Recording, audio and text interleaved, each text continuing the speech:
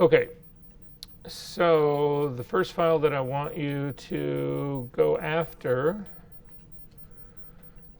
it's going to be in, I think, yep, it's in your session 12 files. So if you go in there, there is actually a file called cheerleaders. Have we done cheerleaders in this class yet? All right, so double click on this just to open it up.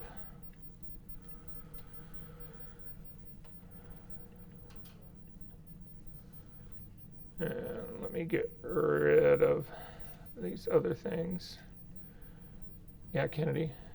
Quick question. Shoot. If you like open things like this and it asks you to like if you want to convert it to the color working space or like embedded profile, do you convert it? No, that's actually a great call. No, typically I don't. So you guys know what she's talking about?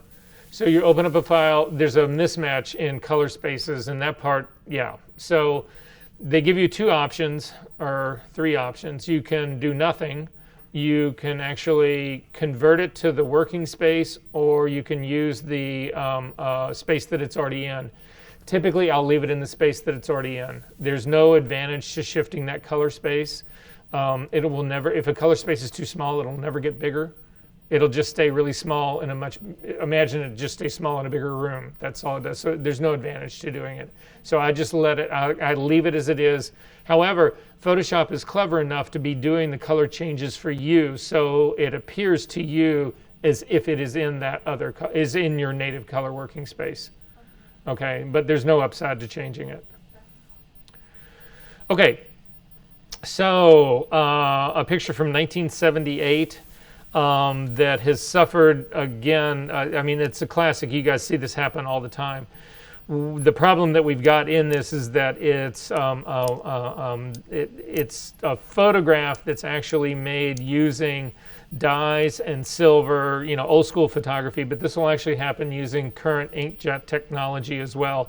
All inks are subject, we've had this conversation before, are subject to, there's impurities in them, they fail, they fade, I mean, all sorts of things. And so that's basically what's happened in this image, is that the color has faded, part of the color has faded in here. The problem that we run into in trying to color correct an image like this is that we can fix the color somewhat, but what we can't fix is the detail that has been lost in that color. And you'll see this a lot. I mean, the illustration that always comes to mind for me is the faded posters that are in the dry cleaning store. And as you walk by, or even better, the faded posters that are all on the outside of the Hilton garage that were Columbia student, not the very first, but one of the earliest of the fashion location shootings. Those things have bleached out. They're almost black and white now. I mean, they have no color on them anymore at all. All they've really got is the black ink that's actually left in them. So anyway, so that part happens. So again, we can restore, we can change the color, but what we can't do is we can't bring back detail. Well, just by using a curve on this to do that, we don't restore any detail into the area that is letting all this red come through. So you say, well, why is all this red coming through? Why am I seeing so much red? And if you go to your channels palette, we can find out exactly what the problem is. So again, if you take a look at your channels palette, the way your channels palette works is that there's a red channel, there's a green channel, and a blue channel. And it's the way you need to imagine it is as if those are three different color projectors: a red projector, a green projector, and a blue projector. And that you're putting a slide into that projector, or a mask in this case, to control where you end up having that light. So, you know, the mask will control where the red light is and where the red light isn't. And it'll also control where the blue light is and where it isn't, and also where the green light is and where it isn't. So anything that's in your mask is white, will allow all of the color of that channel to come through. Anywhere on that same mask that is black will prohibit any of that color coming through. And then you have all the gray tones, the midtones that exist between black and white, control varying amounts. The lighter the mask is, the more of that color it will let fall onto that area. The darker it is, the less. So if we take a look at the red channel by simply clicking on it, you can see that the red channel is extremely light, And as a consequence, it's letting in more red light onto this image. It's letting more red light be a player in this image than should be the case.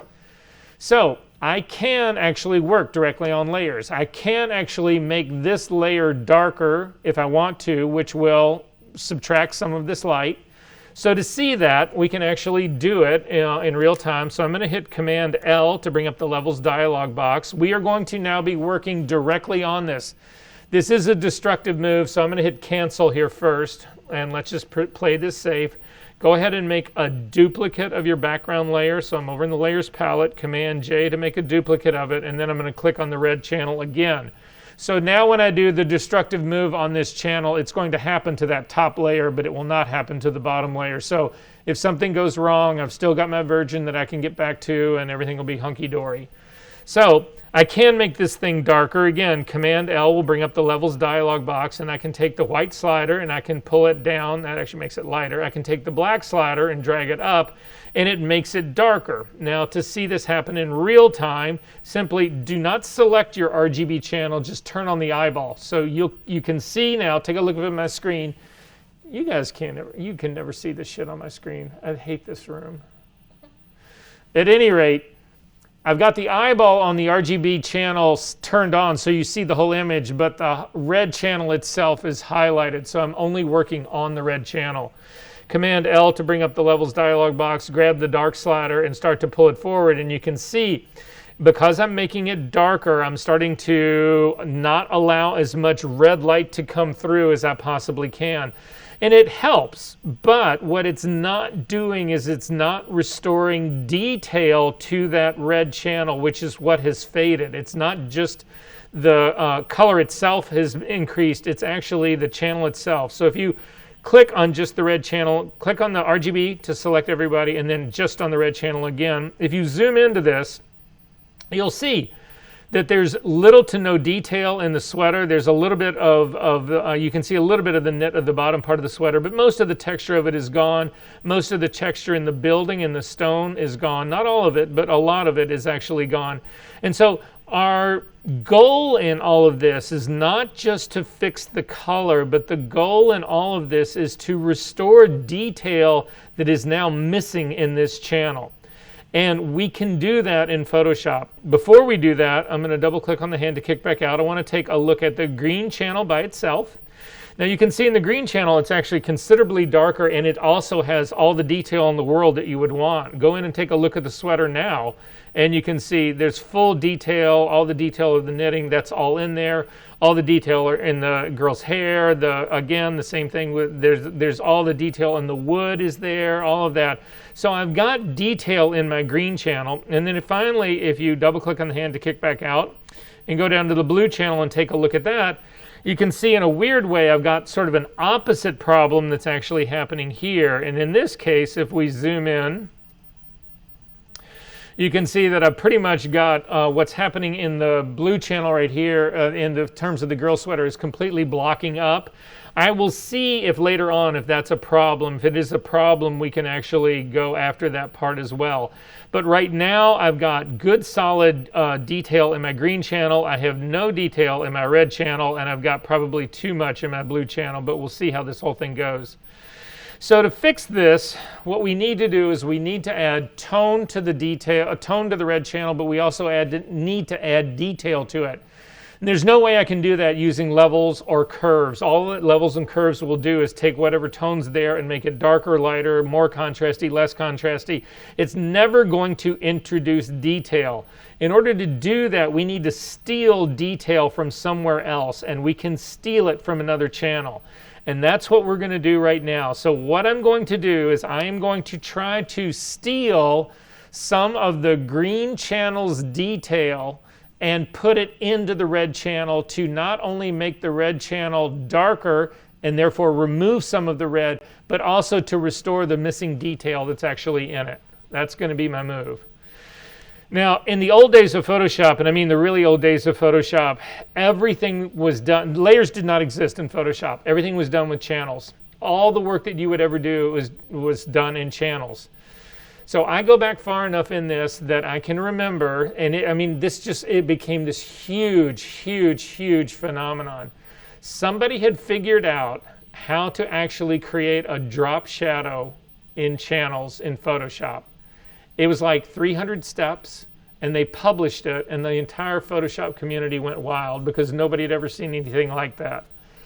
That's how far we've come. Now all you need to do to add a drop shadow in Photoshop is click on layer styles and add a drop shadow. But in the old day, anyway, there was also a very famous book called Channel Chops, and it was basically how you manipulate channels in Photoshop, because that's how all the retouching was done. This is how all color correction was done. It was all done in channels. It was not ever done in levels. Ironically, what levels really does is it manipulates your channels. So that's basically what's going on here. But we can't do this work in layers. We actually need to do this work directly in the channels. So to do that, we're going to use apply image. You guys have already been introduced to apply image and doing split frequency work, but nobody really knows what it's actually going on there. So now we're going to actually have a quick conversation about what happens in apply image. The thing about apply image, it's a very old technology. Unfortunately, I think it needed an update, and it hasn't been updated, so there's some quirky things about it that I'm going to have to point out to you, and as long as you can remember the quirky things about this, then this thing will actually work really well for you. So again, I'm going to keep my red channel selected. I'm going to turn on the eyeball for the red so that I can actually see the results of this. But the first rule about using apply image is you've got to select the channel that you want to impact. Once you get into the apply image dialog box, you cannot select the target any longer. So you select the target first. Again, I've highlighted the red channel. I've got the eyeball on for the RGB channel so that I can see the color, but my target right now is going to be the red channel. That's the one that I'm having a problem with. So I'm going to come up to the image menu, down to apply image. It's sort of like, well, you guys know where it is from using split frequency work. It'll actually open up a dialog box, and you can see in the dialog box, ignore the top part first. What I want to talk to you about is where it says target. And you can see here, right in the middle of it, where it says target, it has the cheerleaders layer red. Again, we cannot change the target at this stage of the game. If it's the wrong target layer or the wrong target channel, you need to cancel out of this, highlight the correct one that you do want to actually be the target, and then go back into apply image. So at the top part in the source, what this is that this allows me to actually pick a layer and blend it into my target, which is exactly what I want to do. We already talked about this. My green channel has got the tone and the detail in it. So what I want to do is I want to take the green channel and I want to blend it into the red channel. So at the very top for source, you can click the drop down menu. In terms of the layers part right here, it doesn't matter whether we do this on the merge version or layer 1, you're still going to see the same thing. It's going to happen in layer 1. But because that's the one I want to impact, I'm going to change the drop down channel from red to green. And you'll notice when that happens, by default, whenever you open up apply image, by default the blending mode is always multiply. Multiply is not necessarily the best version of what we want to actually do here. So we can actually go through these and see what different versions of this do. So I'm going to click on multiply. Again, I think it's a little too strong. I'll do a color burn. It's way too strong. A linear burn is a possibility. Darker color will never do anything. We don't want to do any lightening. We want to make this whole thing darker. I can go to, though, the third group down, which is the contrast group, and see what those start to look like. But I've already got too much contrast that's happening in here, and this is not really giving me the impact. It's not really taking away that the color cast that I've got in here. So it's definitely the darkening group. So I'm going to go back up to darken. I think that's a little too strong. I'm going to go to multiply. That's also pretty strong, but I think I'm going to stick with multiply. Color burn is way too strong. Linear burn is a little bit too strong. One thing that we didn't try here, I'm going to go all the way down to add, and we'll see what add actually does in this. And again, it's only taking what's already there, and it's taking the light tone, and then it's adding the green tone on top of it. So it's becoming way too light. So that's not going to work for me either. So I'm going to go back up, and I'm just going to pick multiply for this. However, it's too strong a correction for me, in my opinion. It's actually making this thing green. But we can use the opacity slider now that exists underneath the targeting to control the amount of correction that we're actually pulling down in this. So I'm going to start dragging my guy down until I feel like I'm getting a somewhat neutral color in here. And I'm down around 70%, and I'm feeling like that's really neutralized the tone in the building. I've still got a yellowing that's happening on the edge of my border right here. You can use your preview check mark to turn this on and off to see the impact that we're actually having. But also look right here, when you use your preview, look down at your red channel and look what's actually happening. You'll see that things are getting darker. It's actually putting in, again, it's making everything darker, but it's also adding detail to all of that. So down at around 70%, this is actually looking pretty good to me. So I'm going to go ahead and say okay to that. And then at this stage of the game, we can finesse this a little bit more. So I'm going to add a curve on top of this.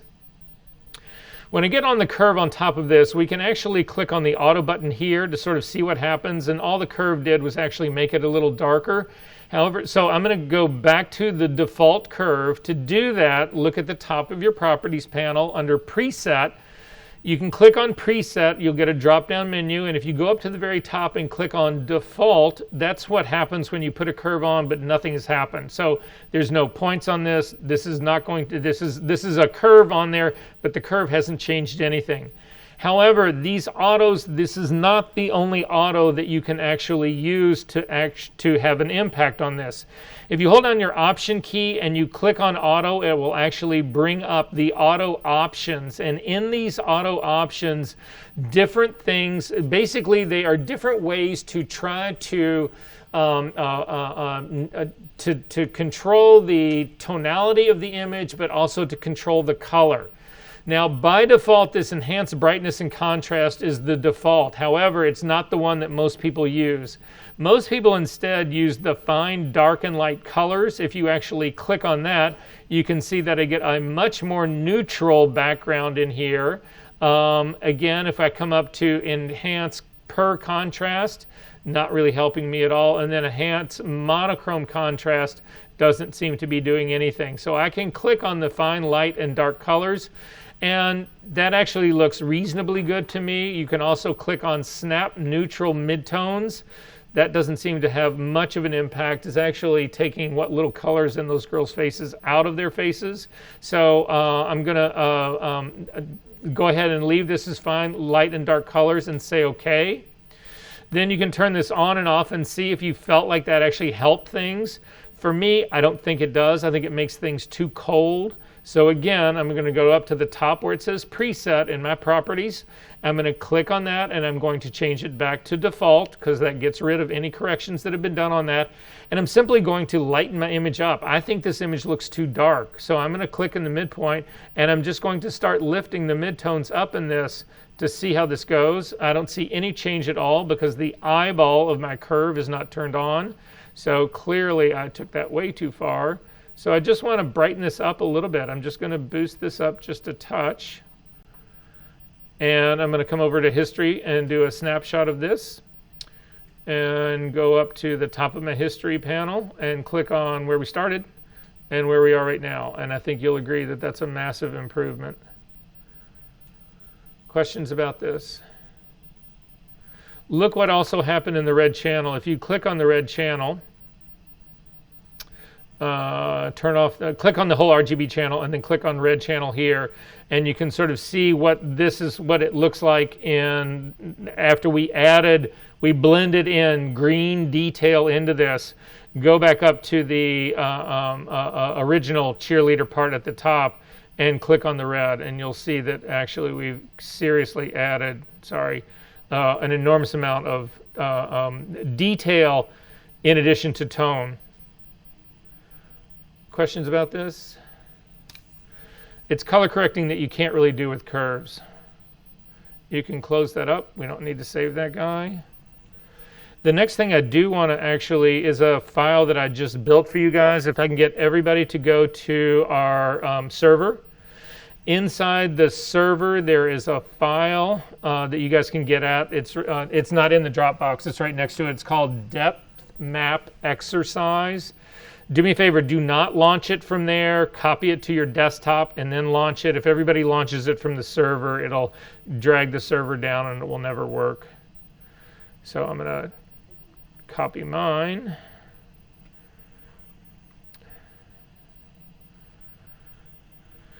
Could everybody find that? All right, if you can open it up really quick. What's the folder called? It's on our server. Mm-hmm. It's just a file called Depth Map Exercise. So we've worked with this figure before. Really quickly, I'm going to add just a couple of shadows to this to make it a little bit more believable. I'm not really going to move her around on this whole thing a lot. I just want to give the illusion that it's a little bit more, just to go over building shadows really quickly. So to do that, come over to the background. You'll see that there's multiple backgrounds in here. I've actually, at one point, I'd considered rebuilding the forest. So you can see there's a layer in here that was actually changing that part of it, but I'm going to stick with the tree one. That part's fine. If you click on the bottom background layer, though, that's where we're going to put our shadows. Are going to go just above that. So I'm going to add a blank layer to be just above that. I'm going to hit the G key to get the gradient tool. In my drop-down menu up at the very top in the options palette, I'm going to click down and again open up the basics, and I want to pick foreground to transparent, which is the middle of the icons, and then also the little bitty icons for type of gradient that we're actually going to pick. I'm actually going to pick the circular gradient. It's the second from the left of the little baby icons, a radial gradient. And then I'm simply, black is my foreground color. I'm going to click and drag down. It puts on a black spot that actually transitions out to completely transparent. Command T to bring up the transform dialog box. Hold down the option key, grab the top handle and crush this down. I'm really just making small shadows to go underneath her feet.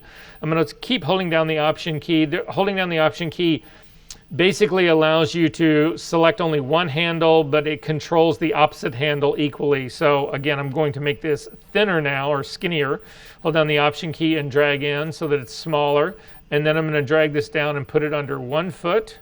I'm going to zoom in on this. It needs to be even smaller, so I'm going to, it's still too wide. And it's still down to the park a little bit like that. That looks good to me, feels good to me, whatever. So I'm going to hit the enter key to actually go ahead and say okay to that. There's a little bit of shadow in my screen anyway, on her, on the left side of her, of that boot. So I'm going to hit the E key to get an eraser. At this point, I would go to my tablet. So let me get my tablet connected.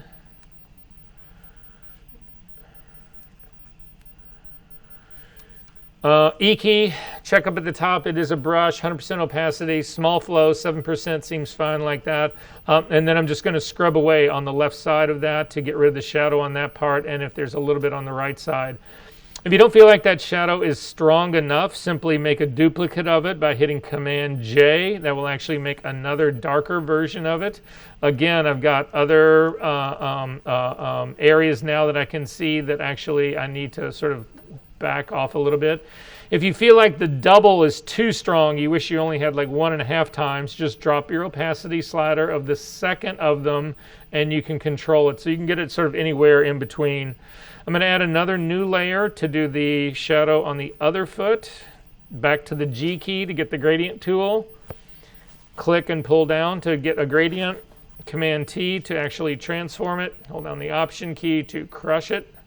Hold down the option key still to make it more narrow. It's still a transform on this, so I can actually rotate this as a diagonal so that it actually matches the under part of her foot. I'm going to use this for the more general shadow, not the really super dark one that would be right under her toe, but the sort of more general one.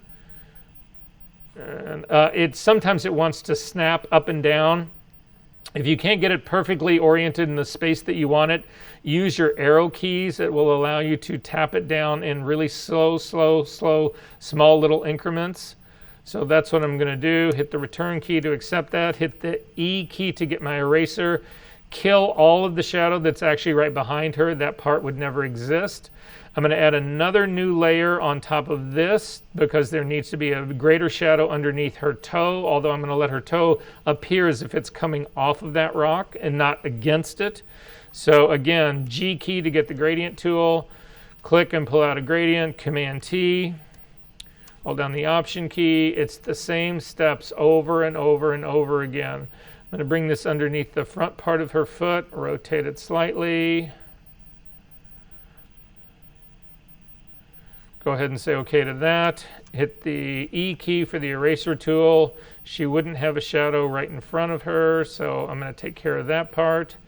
If you feel like that shadow's a little too dark, and I do, I'm going to pull down the opacity a little bit, not too much, but a little bit. And then finally, I'm going to do one last one. This is something that a lot of you guys missed using this figure in your own composites. There is a very heavy overhead light to this. Her whole body would be casting some sort of shadow underneath all of her. So one more layer to do this. So I've got my next layer on here. Again, G key to get the gradient tool. Click and pull down the gradient. Command T to transform. Hold down the Option key, crush this pretty good. I'm going to bring this down so that it sits right underneath her. That seems about right. I'm going to go ahead and say OK to that, and then really crank the opacity of this guy down. It's barely a perceptible thing, but I'm down to around like an 18 or 20%, and you can see it's just enough in there. Maybe boost that up a little bit, 25%, something like that. If your shadow ended up being too sharp, if you feel like this is actually too sharp, if you take a look at it, hold down your Option key and simply click on the eyeball of that layer and crank the opacity all the way back up again. If you feel like it's too sharp in here, you can also blur this layer again. I've got a really hard edge that I'm seeing on my left side right here. So I'm going to soften that up by hitting the E key to get the eraser tool, make it a little bit larger, and just round off those corner parts right there so that it's a little bit more the way the other one was. And then again, hold down the Option key and turn everybody else back on and drop the opacity of that shadow so that it's a little bit more believable. I feel like my shadows, now that I'm pulled this far back for the feet, are also too dark. So I'm going to start to pull those down a little bit now in opacity. And I'm not going to spend hours doing this. Again, the second shadow that I put under the other foot, I'm simply going to turn it off and drop the opacity of the original one a little bit. But what this is all about has got nothing to do with shadows. I just wanted to go through that part really quickly so you feel like there's something a little bit more believable here. I do have guidelines on mine. I don't know if you have guidelines on yours, but if you do, I don't need them right now, and they're distracting to me, so I want to get rid of them. So I'm going to come up to the View menu, down to Clear Guides, and they will go away. I also have got color sampler points on this as well. I don't want those either, so I'm going to get rid of those guys. To do that, actually select your color sampler tool and hit Clear All up in the Options menu. We'll get rid of those guys. What I want to do now, though, is talk about actually generating depth of field. And in depth of field, what we have done in the past is, well, here, I'll show you what we've done in the past. If we actually turn off the figure and come all the way down, I'm just going to make a copy of the background layer because it all happens in the background layer. So I'm going to make a copy of this background layer, hit Command J. I'm going to convert that to a smart object. So up to the Layer menu, down to Smart Objects, Convert to Smart Object. It is now a smart object. And now I can actually use smart filters on it. So I'm going to blur this background. To do that, I'm going to come up to the Filter menu, down to Blur, down to Gaussian Blur. And again, because this is a smart object, I can go back in and modify this later on. So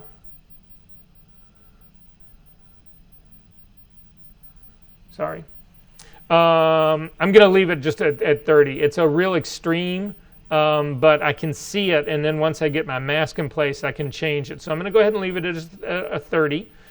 And I'm going to say OK to that. And then I have a mask that is for the filter itself. So look under the smart object. It says Smart Filters. If you click on that mask and put the little brackets around it, it actually turns white. If you hit Command I, you invert it, and you'll see that this mask controls where the blur happens on the image. So I've just removed it all. You don't see it, but it's still there. Again, Command I will convert it back to white. What we need to do instead is that we actually need to put a gradient on this so that the image in the foreground underneath the girl goes black, is softer. Then the area right underneath her gets darker, gets more in focus, and then the area behind her loses focus again. So I'm going to turn the girl back on so that I can see where this is all happening. And make sure that the mask for the smart filter is what is selected. And then we are again going to hit the G key to get a gradient tool. But we need to change this gradient now. And instead of going from black or foreground color to transparent, we're simply going to go foreground to background, black to white.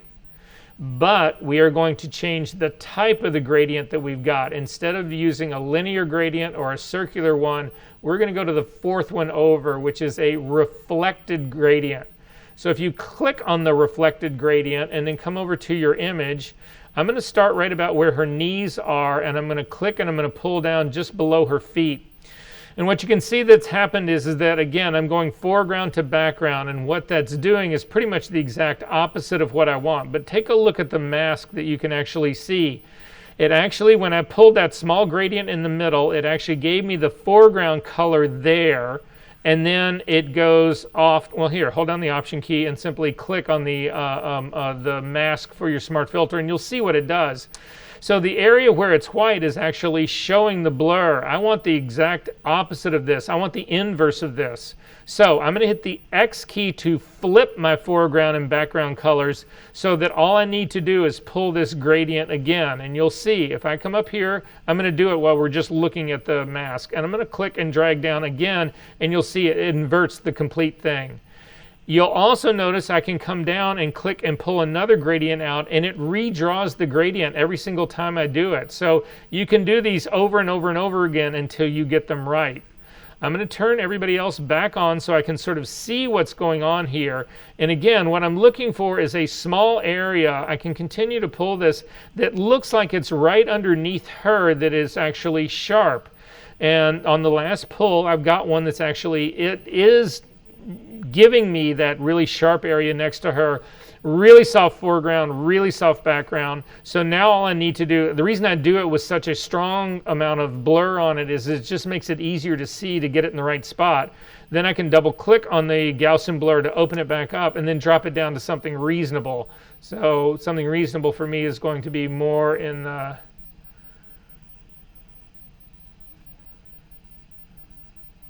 sort of more in 5, 6, 7, 8 range, somewhere in there. That's where it's going to be actually more believable for me.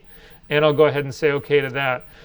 Then again, to see the difference that this has made, I'm going to zoom in here a little bit. Simply turn the eyeball next to the Gaussian blur on and off, and you can see the changes that it's actually made. And so that's one way of thinking about introducing depth of field. That's one way possible that we could do it. I'm going to turn off this smart object, and I'm going to show you guys what I think is an infinite better way of actually doing this part. The only downside to what I'm going to show you right now is that it is, number one, it's a destructive move, and number two, you can't do it on a smart object, which is frustrating, but it still works nonetheless. So I have turned off the layer that had that really soft background to it. And instead, I'm going to come up to the very top of my image, and I'm going to click on the very top of my image, which is the figure. And then I'm going to do a merge stamp of everything. I want everything that's in my image, the shadows, the figure, the background, I want it all on one single layer, because that's where I need to introduce the blur, and I need the entire group there. I need for the entire effect for this to actually happen. So select the very top layer, hold down the Command key, Option key, Shift key, and hit the letter E. It will do a merge stamp version of all of that, and I'm going to double click on that, and I'm actually going to call it depth of field, or DOF. Then we need to build what's called a depth map. Now, I've actually got one here, and you guys probably have. If you look in your channels palette, do you see a channel that's called depth map? Throw it away. We need to build a new one. Do you also have one in there called body? Throw that one away too. It's the things that we need to build a depth map, but I want to go through the process of building this depth map with you guys together. So the first thing to do is we actually need the body. I need a selection of the body. So simply hover over the smart object that is just the body, not the depth of field merge layer, but the smart object that is just the body. Hover over the thumbnail, hold down the Command key, and click once. You'll actually load the figure as a selection, and we need to save this selection. So up to the Select menu, down to Save Selection, and we'll just call it Body. And say OK to that. Then I'm actually going to hit Command D to deselect. The next thing I'm going to do is going to be let me think of the order I'm going to do this in. I'm going to do this as an adjustment layer on top of this. So depth of field, my very top layer is selected. Come down to the bottom. We're going to add a new gradient for the adjustment layer, and the adjustment layer I'm going to add is gradient, not gradient map, which is what we've been using earlier to change coloring for our composites, but just the flat gradient just by itself. When that comes up, we do have a drop-down menu here that we can actually change the type of gradient. So I'm going to, again, the gradient fill dialog will open it up. Click on the drop-down menu, and we are going to open up basics and select the first one, which is going from foreground to background, again, black to white. And I'm going to go ahead and close that up. Then in terms of the type of gradient, the style underneath this, you need to change that style from linear to reflected. These are the same gradients that we saw up here at the top. Once you do that, you will actually see, in my case, I've got white at the bottom that goes to gray, that then goes to black, that actually then goes back up to white again. So that's what I've basically got going here. If you want to modify the width of this, it's the scale slider. So if you hover your cursor right over the word that says scale and you start to drag it down, you'll see that you can actually make this black line that's in the middle smaller or larger. So that's basically the way we're controlling it. Now, unlike the map that we made for the smart filter, what I'm trying to do in my gradient map is this. I am just trying to make a differentiation between what should be in focus and what should not be in focus.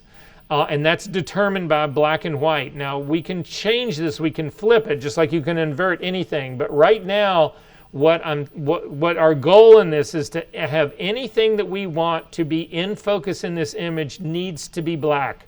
Anything that is white will be made soft. So being able to control the size of this and also its placement. If you simply click on this, you can actually drag it up and down. You can move it, and this thing will stay editable as well. So if you want the same sort of scale thing that I'm going on right now, I've got a scale of 35, and I've just got it moved down in a little bit. We're going to change where it is anyway, so you don't need to worry about that part. And I'm simply going to say OK to this. And you can see, again, I've got basically a white background with this sort of image, this sort of reflected gradient on it in the middle. I'm going to add another layer on top of this, and I'm going to come over to my channels palette and down to the bottom where I had body was saved as a selection. I'm going to hover over the thumbnail of body, hold down the Command key and click to load the body as a selection. And then in this blank layer that I've actually got, I'm going to fill that with black. Again, I want the body to be in focus, so therefore it needs to be black in my depth map. So I'm simply on this blank layer, black is my foreground color, so Option Delete will fill that, Command D to deselect. Now, in this case, I just got lucky where my gradient was. You can see it's actually falling right where her feet are. In my case, it looks like I almost can see her toes a little bit, so I think I want to bring my gradient down just a little bit. So I'm going to click back on the gradient to make it active, hit the V key to get the move tool, and it's not going to move here, so double click on it to edit it, and now you can actually slide it down a little bit. If you feel like, again, it's too broad, the area of focus is too broad, you can use scale to actually make it skinnier or wider. So I'm going to leave it right around that 30, 35, something like that. That seemed like a really sort of good mix for me. And it's in the right spot now. It's falling right below her feet. I'm going to goose it up just a little bit here. So this is what I want to be in focus, is these black areas. Everything else I want to actually be soft, and I'm going to go ahead and say OK to that. Now at this stage of the game, I need a unified copy of what I've got going right here. I need this in its totality. So simply, while you've still got those two layers on, all we need to do is grab one of the channels, either the red, green, or the blue. It doesn't matter which one. I'm just going to grab the red and drag it down onto, I'm in my channels palette, drag the red and actually make a copy of it. I'm going to double click on it, and this is critical here, is you need to name this depth map. D-E-P-T-H space M-A-P, because the filter we're going to use is actually going to look for this guy. And I'm going to go ahead and say OK to that. Now at this stage of the game, I've got all the pieces that I need to actually do that. So you can throw away the layer that's actually of the girl silhouette, and you can also throw away your gradient map. You don't need, I mean the gradient, it's not a gradient map, it's just a gradient adjustment layer. You can get rid of that, because over in your channels palette, we've got the depth map has already been made. So then finally, make sure that the depth of field layer is actually selected, and come up to the filter menu, down to blur, down to lens blur. So take a look up at my screen. You need to make sure you're getting this one. Again, this filter will not work on a smart object. So if this was a smart object, this thing would be grayed out. But the advantage of this, so go ahead and open it up so you can really sort of see what's going on. This brings it into its own space, and if you take a look on your controls on the right-hand side, you do want preview checked on, and you also want the faster button selected, not the more accurate button. You can go to more accurate a little bit later on, but this is what's happening, and the reason you need to understand what's really going on with this guy. This is not a filter in the conventional sense in Photoshop. What this is Photoshop has actually managed to take the physics of how lenses truly work and create an algorithm that will then emulate the actual performance of the way a lens works in Photoshop. So this is not just making, in a typical background blur, all they're really doing is saying that pixels that are neighboring one another, you actually blend their colors together. And the stronger the blur, the further that reach of pixels goes out to make them all the same color. That's what a blur essentially is. That is not what's happening here at all. What's happening here now is Photoshop is recreating a theoretical, well, not even theoretical, a lens inside of Photoshop, and they are pushing this image through that lens, so all the characteristics that happen in that lens are actually being applied to this photograph. So to see what that means, I want you to simply click on, you'll see up here at the top, under the depth map, it's our next thing down, you want to click on the drop down menu here, and you want to actually select depth map, because that's the one that we actually wanted. Blur focal distance we're going to leave alone for right now, but we are going to go down to the iris, and you will see in this drop down for the iris, if you click on this, this actually emulates different blade configurations for the aperture inside your lens. Now, most of you guys know that if you take a look inside of the aperture of a lens, it usually has 6 blades, some have 7 blades, some have 8 blades. All of that controls the shape of the bokeh, or the soft out of focus areas of your lens. You can actually change this to emulate. So for instance, if you were using a higher end camera, you would probably pick an octagon that would give you 8 blades around your aperture. But we're going to leave it for 6 right now, and it's pretty fine. You'll see what's actually going on.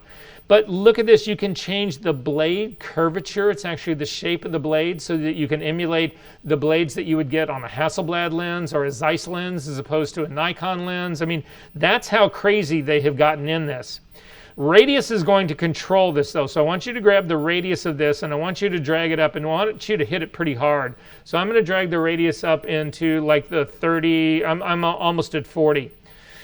If you come back up to the top, right underneath the depth map where it says set focal point, click on that little, it's like a targeting tool. I don't know what it's a square, yeah, it's a targeting tool. That's all I can really say. Come out onto your image, and I want you to click on the trees that are up in the very top right-hand corner, on just the yellow leaves up there. Just click once and you will actually see it just refocused that lens. This is not picking another area to blur. This is actually refocusing a lens inside of Photoshop. This is insane. It is without a doubt the best way to do depth of field work in Photoshop. It's the most believable because it's working the same way a lens would actually work. Click back onto the girl and you actually see she actually comes back into focus and the background drops back out again. So this is basically the controls of it. If we had specular highlights in the background, so let's say that this was a night scene and you had street lights in the background, or you had automobile lights in the background, all of those kind of stuff, you can actually adjust the bokeh by using the screen specular highlights. All of that can happen in the background. However, one of the things that always needs to happen that doesn't ever happen in a regular blur is when you actually blur an image in Photoshop, you obliterate any sort of noise or texture, or what you would consider to be the integrity, the pixel integrity of the background part. So to restore that, you usually need to add some noise. That's already built into this. So I'm going to zoom into this area that is so I can really sort of see this out of focus area. Not quite that much. And you'll see what it is that I'm actually talking about if I can get back to the figure. Yeah, so in my figure, I've actually got pixelation, I've got noise, I've got whatever, but I don't have that. In these areas that got blurred, it smooths all of that integrity out. So we need to add noise to this. So come down to the very bottom, and actually I'm going to add, I prefer monochromatic noise. I think color noise also looks to me like moire, and I don't like that part, so I'm going to make sure monochromatic is checked. I'm going to leave it as uniform, and uniform is just a little bit less aggressive than Gaussian in terms of the noise type of blur, but I'm going to actually raise the amount of noise here, and I'm going to let go and watch the rewrite. Again, you'll see a little blue slider bar at the very bottom of your screen. It's actually illustrating the processing of the image. And you'll see that clearly I'm up to a noise amount of 9, and it's way overkill. So I'm going to drop this down to like 3. And then you got, again, to let this reprocess again. And if you're on a slower computer, it's just, unfortunately, going to take time. But that's, again, why you have this preview set to faster as opposed to more accurate. That's still too strong, so I'm going to come down to a 2. Again, I'm going to let the process completely go through. And now at this stage of the game, I'm feeling like the noise and structure that I've got of the background now, even though it's been blurred, matches the noise and structure of my image, the way this would coming off of a sensor.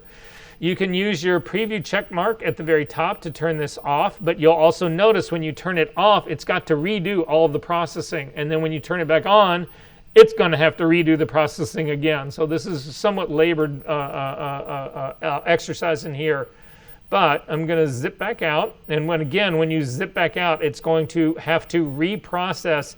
Anything that was not showing has to get reprocessed again. Now I feel like at a 30 here or in my case, my radius is a 40, a little too aggressive. So I'm going to drop it down to a 30. I'm just going to type in the values. It's a lot of times easier than doing the slide. Go ahead and hit the enter key to do that part. And I'm feeling reasonably good about this, so I'm going to go ahead and say, okay, cannot do better than this in terms of trying to emulate depth of field, because it's really doing it the way a lens works. Are there questions about this part? Alrighty.